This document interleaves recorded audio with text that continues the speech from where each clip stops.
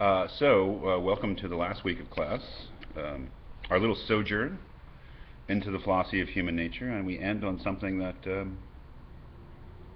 I think is quite fitting, and that is Nick Bostrom's essay.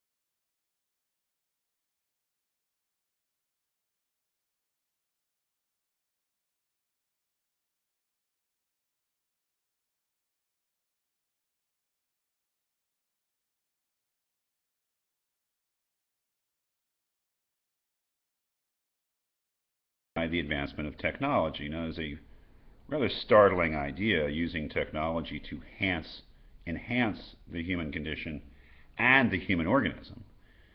But in a way, it's simply an extension of the Enlightenment project that Kant was proposing.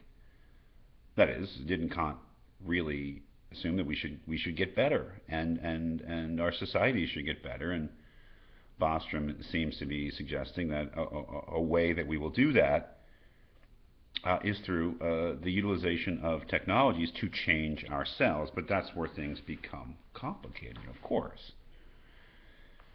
I don't think Kant had any idea, any notion that the process of enlightenment would push us beyond the human.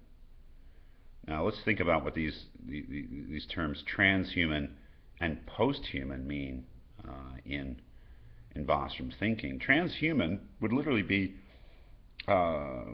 people who are somehow moving away from the strictly human. That is, through whatever technology is used to change themselves, whether it be the kind of things he talks about, like interventions in our sensory or our intellectual capabilities, changes in our lifespan, things like that, that those changes would begin to push us away from, strictly speaking, being human. And then that would be to be transhuman, but to be posthuman would be to be a creature that had moved entirely so far away from being human, whilst perhaps retaining many human characteristics, that you would really be a member of a different species.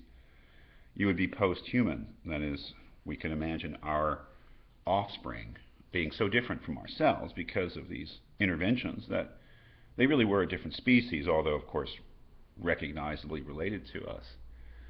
Now, that notion, it was way beyond anything Kant could have imagined in 1789 or whenever he wrote that essay on enlightenment. But it is something that's become possible. And then, of course, the question becomes whether that's something that we would want to do, or even something that we would think was morally permissible to do. And perhaps that's where most of the discussion will be in terms of these thoughts, whether what we're doing, making these sort of interventions into our nature, is something that we think is a good idea, or for moral or religious purposes, something we think is even something that could be thought of as a morally permissible idea. So this last reading is very radical. We have done a reading which says that there is no human nature. That's Jean-Paul Sartre. Human nature is nothing. We make ourselves up as we go along, let's say. And we've done a reading from a Darwinian point of view that assumed that human nature is not a constant, that it's something that's emerged in natural history and is inevitably going to change. So those are pretty radical statements, but there's something quite interesting and perhaps most radical about Bostrom's essay, which is really a proposal that we should explore the possibilities of going beyond the human through our own interventions.